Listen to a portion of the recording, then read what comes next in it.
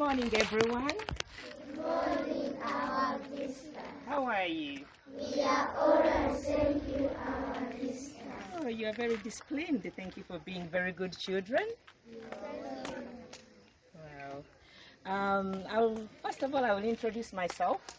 My name is Reverend Sarah Nachintu Kaguma, and I come all the way from England. I'm here as a representative for Notary Club, Elthorn, Hillingdon, which is based in a town which is called Axbridge. Probably you've never heard about it, but one day I'll bring them up and I will show you everything. Amen. And I'm so glad to be here. I feel so honored that your director gave me the opportunity to come and see all of you. You are so beautiful. Wow!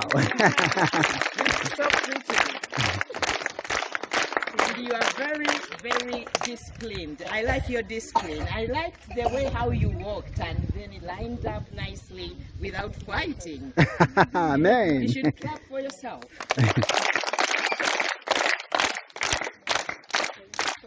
And also, I'm so happy that you know the Lord. Because I'm a reverend, I believe in God, I believe in Jesus.